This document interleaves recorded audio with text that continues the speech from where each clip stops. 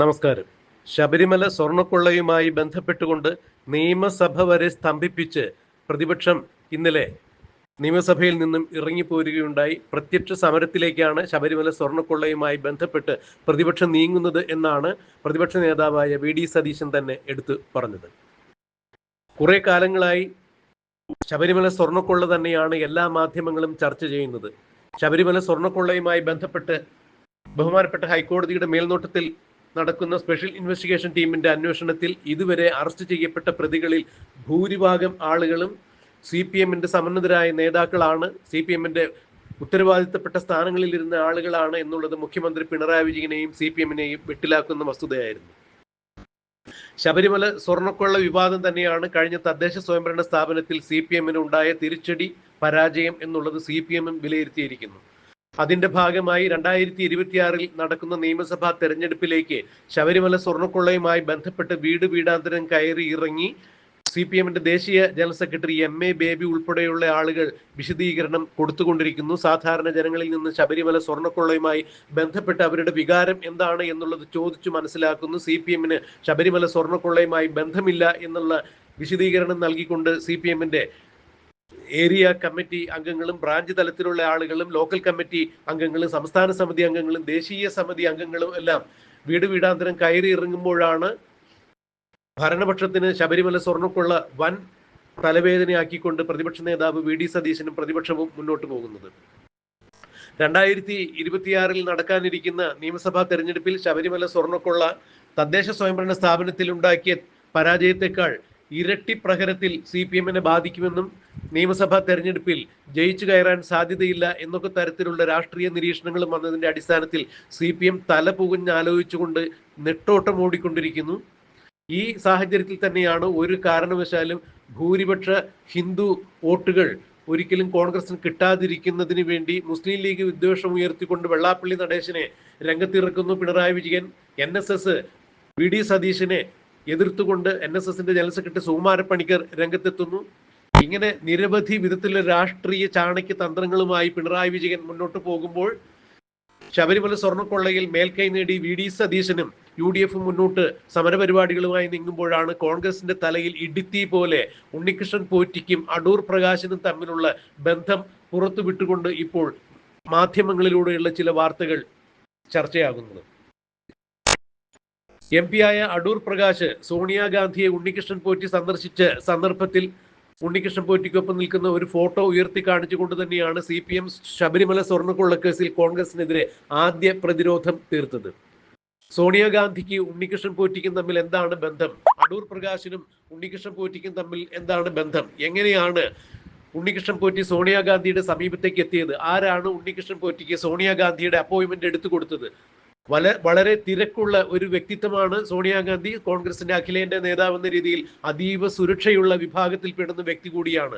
അങ്ങനെയുള്ള ഒരു നേതാവിന്റെ അടുത്തേക്ക് എങ്ങനെയാണ് കേരളീയനായ രാഷ്ട്രീയത്തിൽ യാതൊരു തരത്തിലും ബന്ധമില്ലാത്ത ഉണ്ണികൃഷ്ണൻ പോറ്റി സോണിയാഗാന്ധിയെ കാണുന്നതിന് വേണ്ടി ആരാണ് അപ്പോയിന്റ്മെന്റ് എടുത്തു കൊടുത്തത് എന്നുള്ള ചോദ്യം ഇപ്പോഴും ദുരൂഹം തന്നെയാണ്. എന്നാൽ ഒരു കാര്യം വ്യക്തമാണ്, സോണിയാഗാന്ധിക്കൊപ്പം ഉണ്ണികൃഷ്ണൻ പോറ്റി നിൽക്കുന്ന ഫോട്ടോയിൽ ആന്റോ ആന്റണിയും അടൂർ പ്രകാശും ചേർന്ന് നിൽക്കുന്ന ഒരു ചിത്രം തന്നെയാണ് പുറത്തു വന്നത്. അതായത് MP-മാരായ ആന്റോ ആന്റണിയും അടൂർ പ്രകാശും ഉണ്ണികൃഷ്ണൻ പോറ്റിയും സോണിയാഗാന്ധിയും ഒരുമിച്ച് നിൽക്കുന്ന ഈ ചിത്രം ഉയർത്തി കാണിച്ചുകൊണ്ട് തന്നെയാണ് പിണറായി വിജയനും CPM-ഉം ശബരിമല സ്വർണ്ണക്കൊള്ളയ്ക്കെതിരെ കോൺഗ്രസിനെതിരെ പ്രതിരോധം തീർത്തുകൊണ്ടിരിക്കുന്നത്.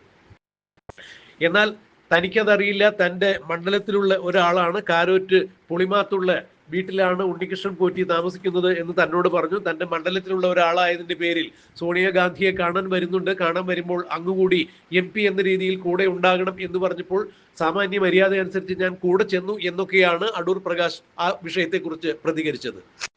എന്നാൽ ആ പ്രതികരണങ്ങളിലെല്ലാം അടൂർ പ്രകാശ് പൊതിഞ്ഞു വെച്ച മറ്റു പല കാര്യങ്ങളും ഉണ്ടായിരുന്നു.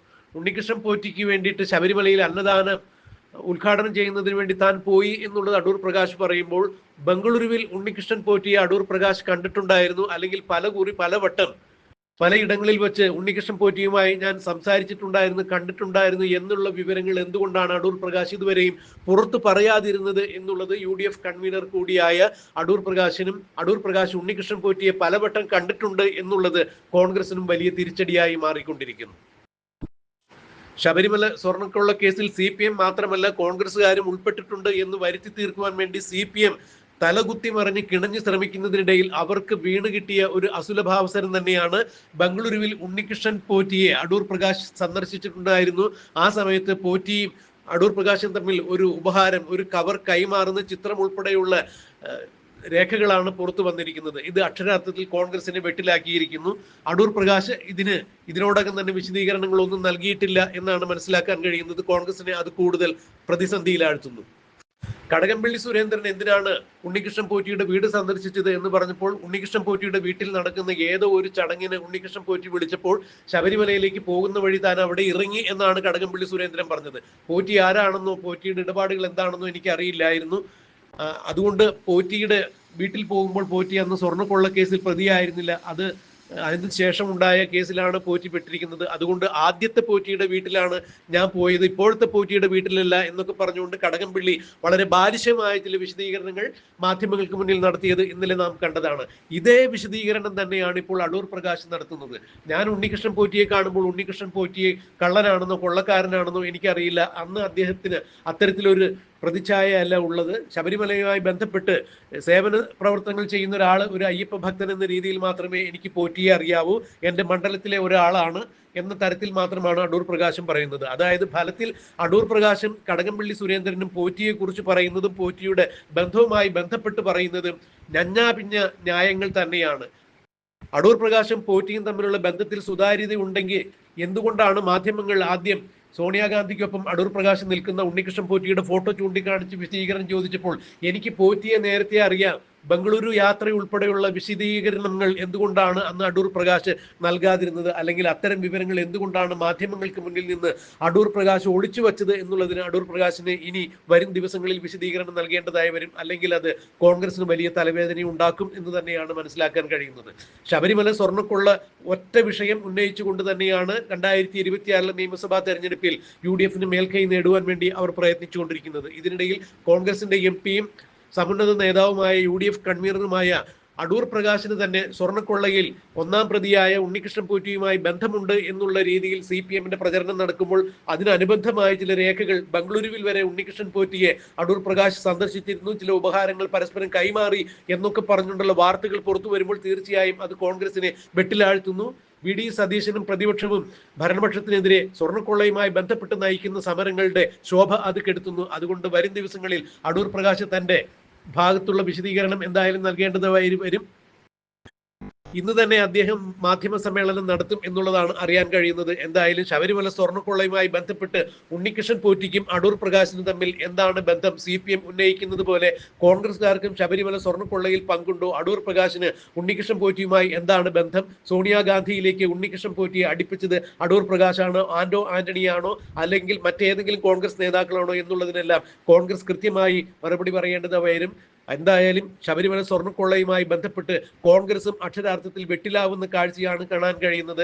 ഇതിന് പ്രതിപക്ഷ നേതാവ് VD സതീശൻ എന്ത് മറുപടി പറയും എന്ന് കാത്തിരിക്കുകയാണ് കേരളം. ഇനി എന്താണ് ഈ വിഷയത്തിൽ സംഭവിക്കുക എന്നുള്ളത് നമുക്ക് കണ്ടറിയാം. അടൂർ പ്രകാശിനെയും SIT ചോദ്യം ചെയ്യുമോ? സ്വർണ്ണക്കൊള്ളയുമായി അടൂർ പ്രകാശും അറസ്റ്റിലാകുമോ എന്നുള്ളതെല്ലാം കണ്ടറിയാം, കാത്തിരിക്കാം.